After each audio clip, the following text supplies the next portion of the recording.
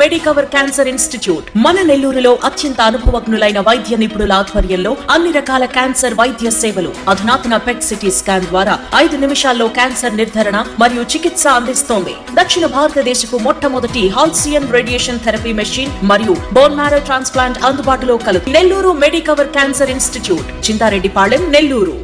Welcome to sauce TV. నేను మీ ఆవిషన్. నగరంలో ఎన్నో సమస్యలు, ఈ సమస్యలు చాలా వరకు పరిష్కరించే అవకాశాలు ఉన్నా కూడా పరిష్కరింపబడకుండా అలాగే ఉన్నాయి. ప్రజలు కూడా అలాగే చూస్తూ వెళ్తూ ఉన్నారు. అధికారులు ఏదో ఒక అధికారి వస్తాడు, ఏదో ఒక రోజు ఇవి పరిష్కారం అవుతాయి అని ఆశిస్తూ వెయిట్ చేస్తూ ఉన్నారు. అధికారులు మారుతున్నారు, కానీ సమస్యలు మాత్రం పరిష్కారం కావడం లేదు. ఈ విషయాలపై మాట్లాడేందుకు మనతో పాటు ప్రసాద్ ఉన్నారు. విద్యార్థి నాయకుడిగా పనిచేశారు, ప్రస్తుతం యువ నాయకుడిగా ఉన్నారు. మరి వారితో మాట్లాడి అసలు ఈ సమస్యల పరిష్కారానికి మార్గాలు ఏమైనా ఉన్నాయా అనే విషయంపై మనం చర్చిద్దాం. నమస్తే ప్రసాద్, వెల్కమ్ టు స్టూడియో. నమస్తే అన్న, బాగున్నారా? బాగున్నాను ప్రసాద్. నగరంలో మనం చూస్తాం చాలా సమస్యలు. ఒకటి అక్రమ కట్టడాలు అంటూ తొలగింపు వైపు జరుగుతుంటే, మరోవైపు ఆక్రమణలు, పార్కింగ్ సమస్యలు, ఇవన్నీ కూడా నగరవాసులను కలిసివేస్తూ ఉన్నాయి. ఎవరో వస్తారు, ఏదో చేస్తారు అని వెయిట్ చేయడం తప్ప వేరే మార్గం లేకుండా పోయింది. అసలు ఏంటి వీటికి పరిష్కారం ఏంటి? ముందుగా ఈ అక్రమ కట్టడాల తొలగింపు, దీని గురించి మాట్లాడుకుందాం. బహుశా నేను చాలా సందర్భాల్లో చెప్పానన్నా, మీకనే కాదు, అనేక ఇంటర్వ్యూలో కానీ, అనేక ప్రెస్ మీట్లలో కానీ, అనేక పిటిషన్లు ఇచ్చిన సందర్భాల్లో, అనేక సందర్భాలలో ఈ నెల్లూరు జిల్లా పేరు గొప్ప, ఊరు దిబ్బ. బహుశా ఈ నెల్లూరు జిల్లాలో ఉండేటువంటి పారిశ్రామికవేత్తలు కానీ, నెల్లూరు జిల్లాలో ఉండేటువంటి ప్రజాప్రతినిధులు కానీ, నెల్లూరు జిల్లాలో ఉండేటువంటి కోటేశ్వర్లు కానీ, నెల్లూరు జిల్లాలో ఉండేటువంటి రాజకీయ రంగంలో ప్రధానమైనటువంటి పాత్ర పోషించేటువంటి జిల్లాగా భావించవచ్చు నెల్లూరు జిల్లాని.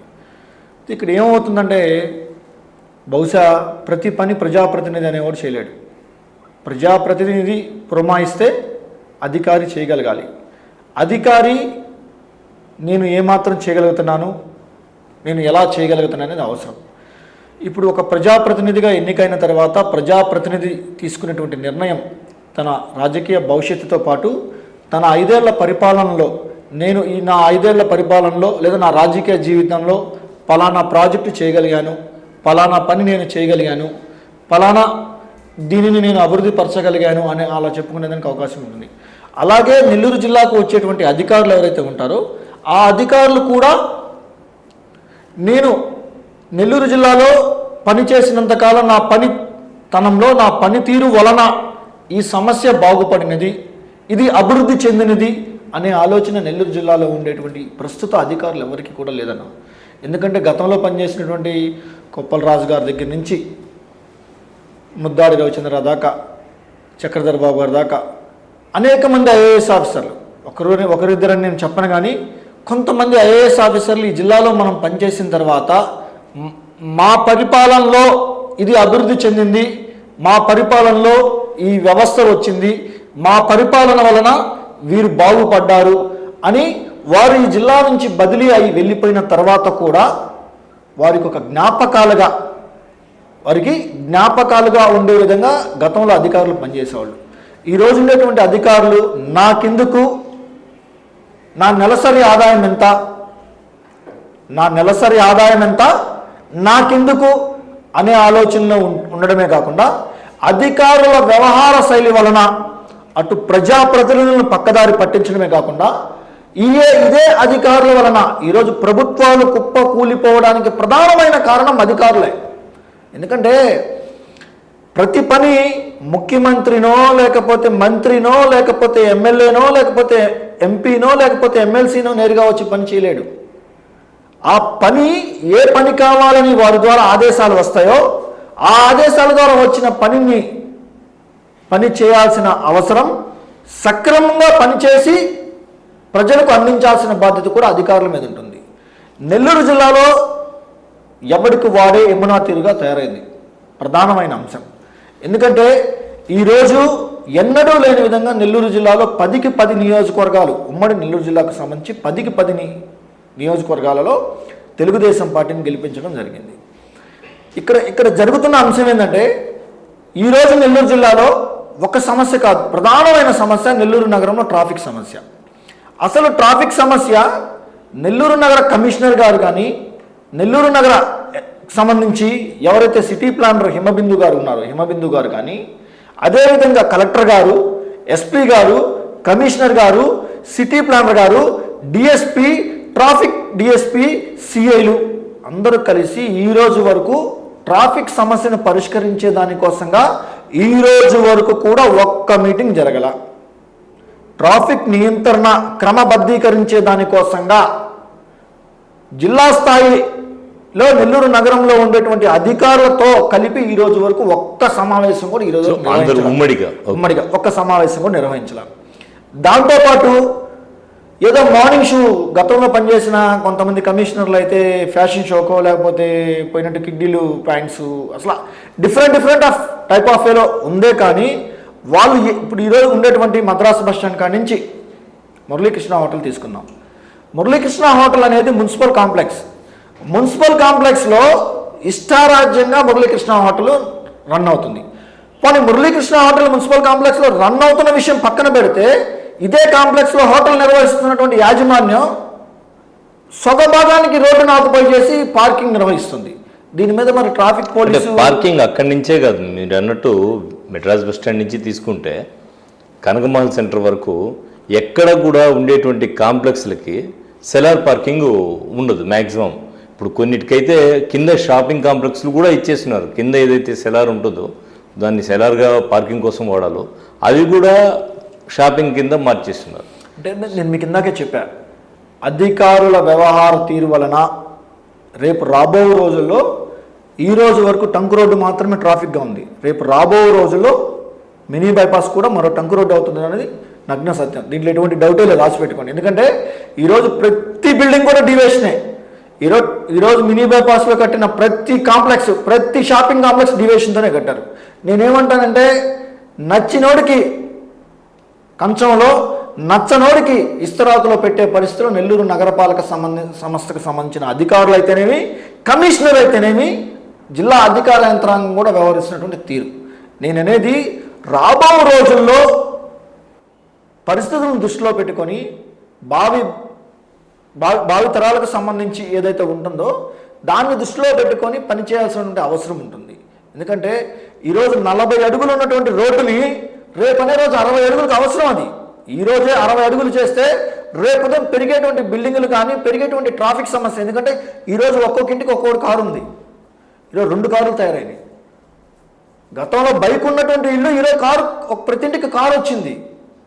బట్ ఇవన్నీ కమిషనరు దృష్టి ఆలోచించి అసలు మెయిన్ రోడ్డు మీద అన్నెసెసరీ పార్కింగ్స్, నడి రోడ్డు మీద ఇష్టాసారంగా పెడుతున్నటువంటి ట్రాఫిక్ని అసలు రిమూవ్ అయ్యలేదు. గతంలో మీకు తెలుసో తెలీదో, నడి రోడ్డు మీద ఎప్పుడన్నా సరే దామోదర్ ఎస్పీ గారు ఉన్నంత వరకు కానీ, శ్రీనివాసరెడ్డి గారు కానీ, లేకపోతే రాజేంద్రనాథ్ రెడ్డి గారు కానీ, మల్లారెడ్డి గారు కానీ, ఇలా ఎస్పీలు ఉన్న సందర్భాల్లో ఎందుకంటే మాతో బాగుండేవాళ్ళు. ఏదైనా ఉన్న విషయంలో ఏదైనా మాట్లాడాలన్నా చెప్పాలన్నా, ఇప్పుడు రాంగోపాల్ సార్ కానీ, collector IAS officer Ramgopal sir కానీ, ముద్దాడు రవిచంద్ర గారు కానీ, లేకపోతే ఉన్నటువంటి వాళ్ళకి నేరుగా పోయి మనం ఇది పలానా సార్ అని చెప్తే దాంట్లో వాస్తవం ఎంత అవాస్తవం ఎంతని గ్రహించి పనిచేసేవాళ్ళు. ఈరోజు అసలు ప్రజా సమస్యను పట్టించుకునే పరిస్థితులు ఈరోజు జాయింట్ కలెక్టర్ నెల్లూరులో ఈరోజు జాయింట్ కలెక్టర్ లేని పరిస్థితి ఈరోజు. బట్ నేను అనేది ఏంటంటే అధికారుల వ్యవహార తీరు వలన ప్రభుత్వాలు కుప్పకూలిపోయే పరిస్థితి ఉంది. అంటే ఈరోజు జిల్లాలో గెలిచినటువంటి 10 నియోజకవర్గ శాసనసభ్యులు అయితేనేమి, పార్లమెంట్ సభ్యులు ఎవరైతే వేమిరెడ్డి ప్రభాకర్ రెడ్డి గారు పెద్దలు ఉన్నారో వీరందరూ కూడా ఒక మానిటరింగ్ మీటింగ్ పెట్టుకొని జిల్లాలో జరుగుతున్నటువంటి విషయాల మీద చర్చించాల్సిన అవసరం ఉంది.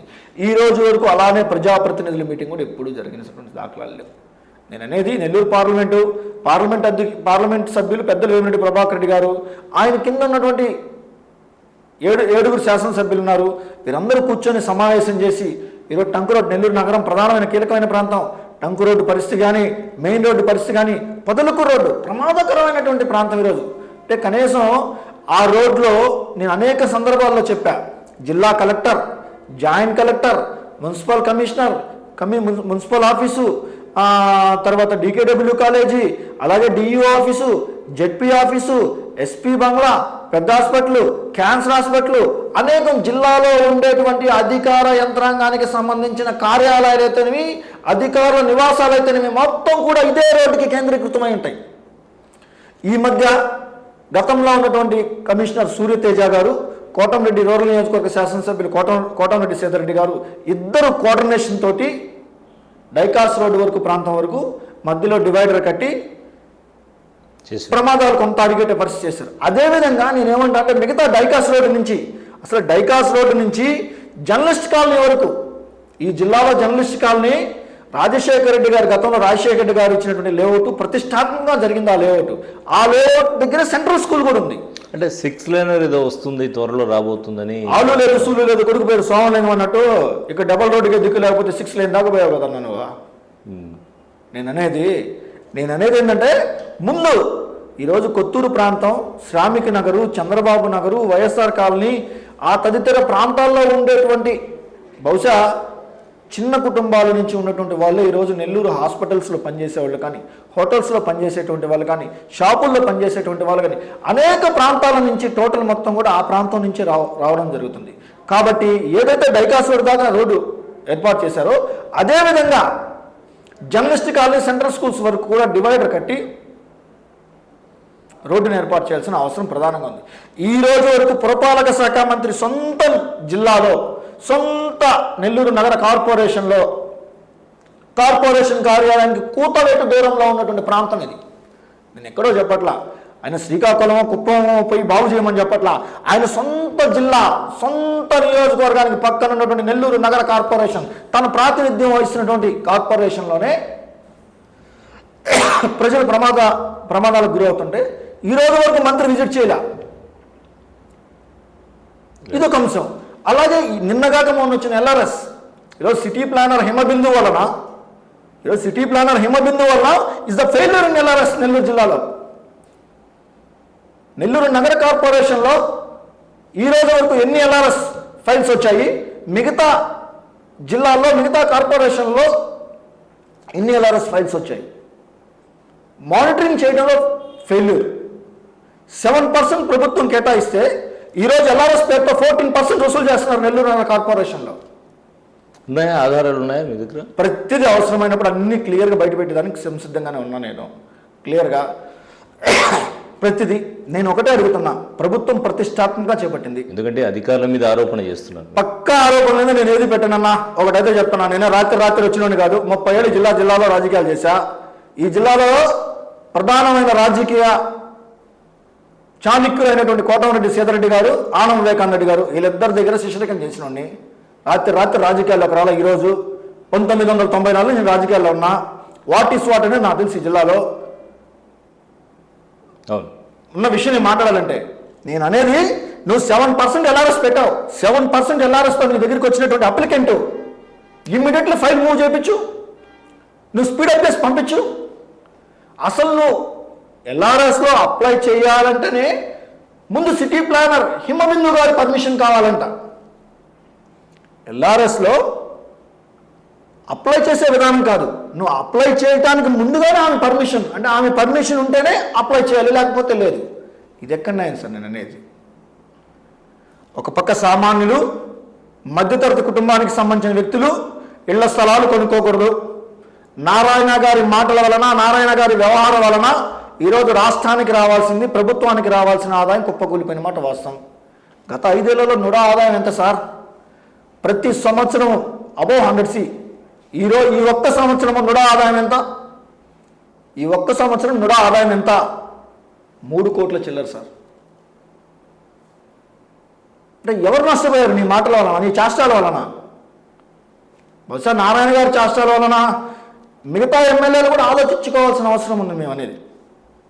రైట్. అసలు మనం చర్చ పక్కదారి పడిపోతుంది. ట్రాఫిక్ సమస్యకు పరిష్కారం ఏంటి అనేది సార్ ప్రతిదీ కూడా గుర్తుపెట్టుకోండి. ట్రాఫిక్ సమస్య అన్నప్పుడు ట్రాఫిక్ సబ్ కమిటీలనే ఉండేది. పక్క జిల్లాలో ఉన్నటువంటి, గతంలో ఉన్నటువంటి ఐఏఎస్ ఆఫీసర్లని ట్రాఫిక్ సమస్య మీద ఒక కమిటీ వేసుకొని, ఆ కమిటీలో జిల్లా కలెక్టర్ గారి దగ్గర నుంచి, మున్సిపల్ కమిషనర్ దగ్గర నుంచి, ఎస్పీ దగ్గర నుంచి, డిఎస్పీ దగ్గర నుంచి, ఆయనతో పాటు మానిటరింగ్ చేసే దానికోసంగా ఈ జిల్లాలో ఉన్నటువంటి, ఈ నెల్లూరు నగరంలో ఉండేటువంటి రాజకీయ వ్యక్తులు కావచ్చు, సామాజిక వ్యక్తులు కావచ్చు, వీళ్ళందరినీ కలుపుకొని ట్రాఫిక్ సంస్థ ఒక కమిటీ వేసేవాళ్ళు. ఈ కమిటీ ప్రతి నెల ఒక మీటింగ్ తీసుకుంటుంది. నేనేమన్నా అన్నెసెసరీ పార్కింగ్స్ అయితేనేమి, రోడ్లు వైండింగ్ అయితేనేమి, ఎంక్రోచెస్ అయితేనేమి, total A to Z is the monitoring. This is the monitoring in failure in administration in Nellore. ఈ జిల్లాలో అడ్మినిస్ట్రేషన్ ఫెయిల్యూర్ సార్. మీకు ప్రేమ అర్థం కాదు. మీరు గుర్తుపెట్టుకోండి, ప్రేమ అర్థం కాదు, రాబో ఎన్నికల్లో అర్థమవుతుంది. చాప కింద నీరులాగా ఎప్పుడైతే ప్రవహిస్తుందో అలా ప్రవహించినది చాలా ప్రమాదకరంగా ఉంటుంది రాజకీయాల్లో. రైట్, ఎలా చేస్తే పరిష్కారం అవుతుంది సార్? ఎలా అంటే ఇప్పుడు ఒకటి గుర్తుపెట్టుకోండి, మినీ బైపాస్ ఉంది, ఆత్మకూరు బస్ స్టాండ్ రోడ్డు ఎంతైతే ఉండాలో ఆ రోడ్డునే, నేను అనేది పబ్లిక్కు సంబంధించింది కానీ లేకపోతే వేరే వారి స్థలాలను కానీ ఎంకరేజ్ చేయాల్సిన అవసరం లేదు. రోడ్డు మీద ఏవైతే ఎంకరేజెస్ ఉన్నాయో ఆ టోటల్ మొత్తం ఎంకరేజెస్ చేయమని చెప్పండి కమిషనర్ని. Mini bypass Atmakur bus stand నుంచి టోటల్ మిలీనియం సబ్స్టేషన్ వరకు ఆదాల ప్రభాకర్ రెడ్డి గారి ఇంటి కాంపౌండ్ వాళ్ళు, గోడ కాంపౌండ్ వాళ్ళు, అక్కడి నుంచి మీరు లెక్కేసుకుంటే ఆదాల ప్రభాకర్ రెడ్డి గారి కాంపౌండ్ వాళ్ళ కన్నా కూడా ప్రతిదీ ముందుకు వచ్చి ఉంటుంది. ఇవి మొత్తం డెమాలిష్ చేయండి. అలాగే ఆత్మకూరు బస్ స్టాండ్ సెంటర్లో బస్ స్టాండ్కి, మీరు ఆత్మకూరు బస్ స్టాండ్కి గాంధీ బొమ్మ దగ్గర నుంచి బస్ స్టాండ్కి వచ్చేటప్పుడు విపరీతంగా అన్నెసెసరీ పార్కింగ్, ఇష్టారాజ్యంగా ఆటోలు ఆపుతారు. ఆటోలు ఆపేదానికోసంగా ఒక స్టాండ్ ఒకటి ఏర్పాటు చేయండి. ఆ సైడ్ రైల్వే గోడ కింద ఏదైతే ఉందో ఒక ఆటో స్టాండ్ ఏర్పాటు చేయండి. వాళ్ళకు ఒక సిస్టమ్ ఇవ్వండి, ఒక ప్లానింగ్ ఇవ్వండి. దీన్ని చేయాల్సినటువంటి ట్రాఫిక్ పోలీసు అసలు ట్రాఫిక్ని మర్చిపోయింది. ఓన్లీ చలానాలు వేసే పనిలో, ఓన్లీ దండుకునే పనిలో ఉన్నారు. చలానాలు వేసే పనిలో ఉన్నారు, దండుకునే పనిలో ఉన్నారు. నేను అనేది ఏంటంటే ఆత్మకూరు బస్ స్టాండ్ దగ్గర కనీసం గతంలో ఉన్నటువంటి డిఎస్పీలు ఎంతోమంది ఉన్నారు సార్ ఈ జిల్లాలో. ఈ నెల్లూరు నగరంలో డిఎస్పీల్లో మీరు మార్నింగ్ ఒక 2 hours, ఈవినింగ్ ఒక 2 hours, ఈవినింగ్ 6 o'clock కల్లా. ఎందుకంటే ఇప్పుడు ప్రైవేట్ ట్రావెల్స్ తగ్గాయి. గతంలో ప్రైవేట్ ట్రావెల్స్ హవా ఉండేది, కొంత బస్ సర్వీసెస్ ఉండేవి. ఈ బస్ సర్వీసెస్ ఉన్నప్పుడు మీరు ఎక్కడ చూసినా సరే ఏదో ఒక పాయింట్లో డిఎస్పీ లైమ్లైట్లో ఉండేవాడు, డిఎస్పీ ఫీల్డ్లో ఉండేవాడు. ఈరోజు డిఎస్పీ ఫీల్డ్ ఎక్కడున్నారు సార్? మేడం ఎక్కడున్నారు అసలు అనుకున్నాం మనం. నేనేమంటానంటే ప్రజల కోసం మిమ్మల్ని ఇక్కడ పంపించిన తర్వాత మీ అడ్మినిస్ట్రేషన్లో ఒక కొత్త తరం కానీ ఒక కొత్త విధానం కానీ కనపడాలి. దాన్ని టోటల్ జిల్లాలో ఉండేటువంటి మానిటరింగ్ చేయాల్సినటువంటి బాధ్యత కొంత మీద ఉంది. బహుశా ఆ బాధ్యతని మంత్రి నారాయణ గారు తీసుకుంటారా, లేకపోతే రూరల్ నియోజకవర్గ శాసనసభ్యులు పెద్దలు కోటమిరెడ్డి శ్రీధర్ గారు తీసుకుంటారా అనేది కూడా కొంత దూరం వేచి చూడాల్సిన పరిస్థితి. ఎందుకంటే పురపాలక శాఖ మంత్రి గారి సొంత నియోజకవర్గం, సొంత జిల్లా, సొంత కార్పొరేషన్లోనే ఈ పరిస్థితి, ఈ దుస్థితి ఉంటే ఆలోచించండి. ఈ పరిస్థితి, దుస్థితి ఉంటే ఇంకా మనం డెప్త్కి పోతే నారాయణ విద్యాసంస్థలు నడి రోడ్డు మీద పార్కింగ్ గురించి కూడా మనం చాలా మాట్లాడుకోవాల్సి వస్తుంది. వాస్తవం ఉన్న విషయం, ఏ ఒక్క బిల్డింగ్కి పార్కింగ్ లేదు. మీరు సోదర్ నగర్లో చూసుకుంటే సోదర్ నగర్లో ఇష్టారాజ్యంగా పార్కింగ్ పెట్టి ఉంటుంది. కాబట్టి దీని మీద ట్రాఫిక్ నియంత్రణ కమిటీ, ఒక కమిటీని జిల్లాలో, నెల్లూరు నగరంలో ప్రతి మున్సిపాలిటీలో ఒక మానిటరింగ్ కమిటీని ఒకటి ఏర్పాటు చేసుకొని దాంతో పెట్టుకొని ఎవ్రీ మంత్ ఒక మీటింగ్ పెట్టుకొని ఆ మీటింగ్లో ఒక విజిట్ చేసుకొని ఆ విజిట్లో ఉండేటువంటి తప్పులేంది, ఒప్పులేంది, వాట్ ఈస్ వాట్ అనేది కొంత చేయాల్సినటువంటి బాధ్యత జిల్లా అధికార యంత్రాంగం మీద ఉంది. జిల్లా అధికార యంత్రాంగం కూడా ఆయా సమస్యలను ప్రజాప్రతినిధుల నోటీస్కి తీసుకురావాల్సిన అవసరం కూడా ఉంది. రైట్, ప్రధానమైన అంశం. అలాగే ఈ అక్రమ కట్టడాలు ఓకే, ప్లస్ మెయిన్గా ఏవైతే పార్కింగ్ సదుపాయం లేకుండా ఉన్న బిల్డింగ్స్, ఈ యాజమాన్యాల పరిస్థితి ఏంటి? వాటికి ఏమైనా నోటీసులు లాంటివి సర్వ్ చేస్తే బాగుంటుందంటారు? అన్న ఒకటైతే చెప్తాను నేను, ఎందుకంటే నిన్నగాక మొన్న ఎప్పుడో క్యాబినెట్ బీపీఎస్కి గ్రీన్ సిగ్నల్ ఇచ్చింది. వాస్తవంగా కొత్త గవర్నమెంట్ వచ్చిన తర్వాత ఆటోమేటిక్గా ఏ ప్రభుత్వం వచ్చినా కూడా అధికారం వచ్చిన తర్వాత ఆల్మోస్ట్ ఎల్ఆర్ఎస్ కానీ బీపీఎస్ కానీ ఖచ్చితంగా అమలుపరుస్తుంది. దాంతోపాటు ఏవైతే పన్ను బకాయిలు ఉంటాయో ఆ పన్ను బకాయిల మీద వడ్డీ రాయితీ కూడా సహజంగా ఉంటుంది. అయితే కొత్తగా ఏర్పడినటువంటి టీడీపీ గవర్నమెంటు ఎల్ఆర్ఎస్, బీపీఎస్ పన్ను రాయితీ మీద ఇచ్చేటువంటి అవకాశం ఉన్న సందర్భంలో కూడా స్టార్టింగ్ స్టేజ్లోనే ఎవరైతే పుట్టింగ్స్ వేస్తారో, ఎవరైతే పిల్లర్స్ లేపుతారో ఆ స్టేజ్లోనే మున్సిపాలిటీకి సంబంధించిన అధికారులు ఆపితే బ్రహ్మాండంగా ఉంటుంది బిల్డింగ్స్ని. కానీ అండర్ కన్స్ట్రక్షన్ కంప్లీట్ అయ్యి కన్స్ట్రక్షన్ కంప్లీట్ అయినటువంటి బిల్డింగ్ని బీపీఎస్ వస్తానంగా దారుణంగా దుర్మార్గంగా పగలగొట్టడం అనేది కమిషనర్ గారి చేతగాని తనమా లేక ప్రభుత్వ వ్యతిరేక విధానాలను ప్రజలలో ప్రేరేపించే పనిలో నెల్లూరు నగరపాలక సంస్థ కమిషనర్ ఉన్నాడా అనేది కూడా కమిషనర్ గారు ఆత్మవిమర్శ చేసుకోవాలి. దాంతోపాటు మంత్రి నారాయణ గారు కూడా ఈ విషయం మీద కొంత ఆలోచించుకోవాల్సిన అవసరం. ఎందుకంటే ప్రభుత్వం బీపీఎస్ ఇచ్చేటువంటి అవకాశం ఉంది, ఎల్ఆర్ఎస్ ఇచ్చేటువంటి అవకాశం ఉంది. నీకు ఎల్ఆర్ఎస్ ఇస్తున్న సందర్భంలో లేఅవుట్లు ఏవైతే లేఅవుట్లు ఉన్నాయో ఆ లేఅవుట్లను డమాలిష్ చేయాల్సిన అవసరం ఏముంది? ఆ లేఅవుట్లో కట్టుకున్నటువంటి బిల్డింగ్ ఓనర్లు ఎవరైతే ఉన్నారో వాళ్ళను భయభ్రాంతులకు గురి చేయాల్సిన అవసరం ఏముంది? అంటే నువ్వు వ్యాపారస్తులను దెబ్బతీయాలని ఒక ఆలోచన, రియల్ ఎస్టేట్ వ్యవస్థను దెబ్బతీయాలని ఒక ఆలోచన, ప్రభుత్వానికి రావాల్సిన రాబడి ఏదైతే ఉందో, ప్రభుత్వానికి రావాల్సిన ఆదాయం ఏదైతే ఉందో, నీ మాటల వలన నీ చేష్టాల వలన ఈరోజు ప్రభుత్వం దెబ్బతింటుంది అనేటువంటి ఆలోచించాల్సిన అవసరం ఉంది కదా. దీంతో పాటు ఏదైతే బీపీఎస్ ఉందో, నువ్వు బీపీఎస్లో ఈరోజు స్లాబ్ స్థాయికి పోయి అండర్ కన్స్ట్రక్షన్ నుంచి కంప్లీట్ అయ్యి స్లాబ్ స్థాయికి వెళ్ళిపోయిన తర్వాత నువ్వు డెమాలిష్ చేస్తే దానికి సంబంధించినటువంటి ఆ కట్టుకున్నటువంటి ప్రజలు ఎంత ఇబ్బంది పడతారు, ఎంత బాధపడతారని కూడా ఆలోచించాలి కదా.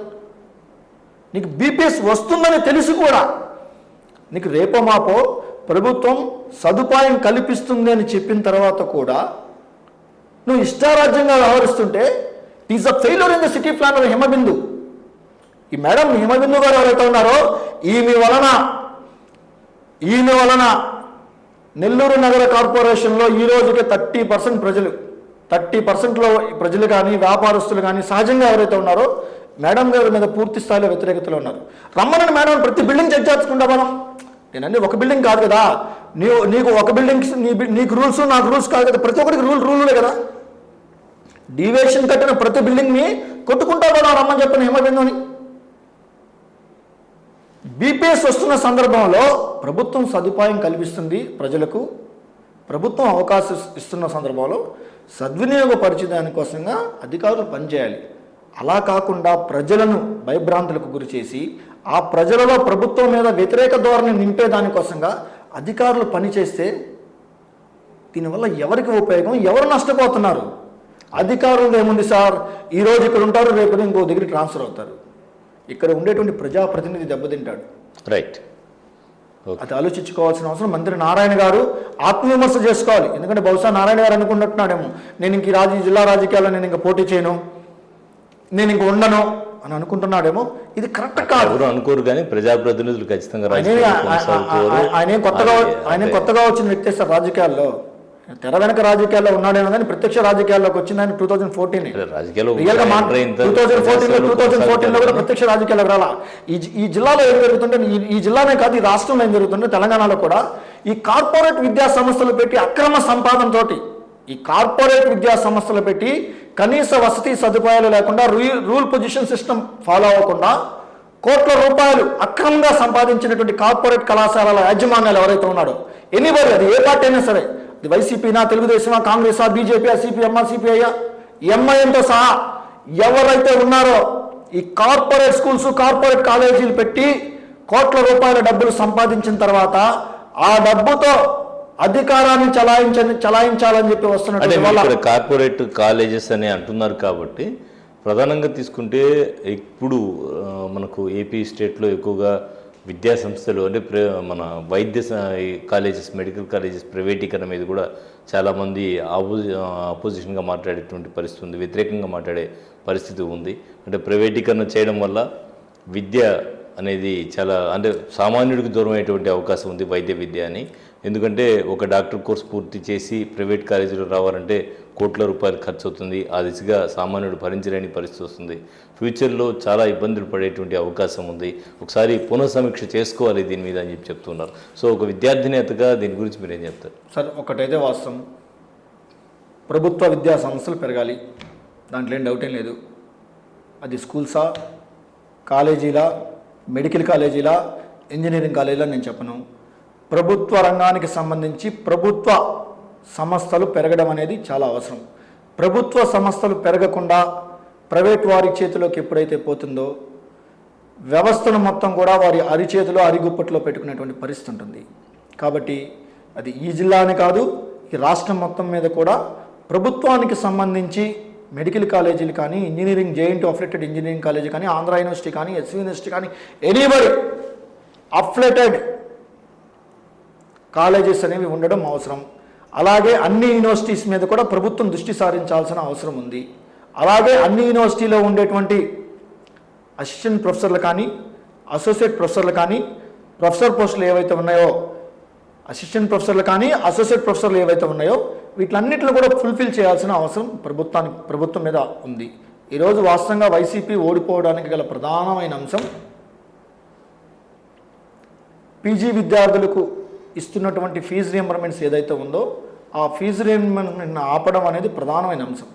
అలాగే నువ్వు ఆపిన తర్వాత ఇదే ఫీజు రియంబర్మెంట్స్తో చదువుతున్నటువంటి వారి కోర్సు, అంటే ఒక కోర్స్ కంప్లీట్ అవ్వాలంటే 1 or 2 years 3 years కంప్లీట్ ఉంటుంది. ఎందుకంటే ఎంబీఏ ఒక సిస్టమ్, ఎంసీఏ ఒక సిస్టమ్, ఎంఫార్మసీ ఒక సిస్టమ్, ఎంటెక్, ఇలా ఉన్న సందర్భాలలో ఉన్నటువంటి పీజీ విద్యార్థులకి నువ్వు బకాయిలు ఆపాలని అనుకోవడం అనేది పెద్ద తప్పు.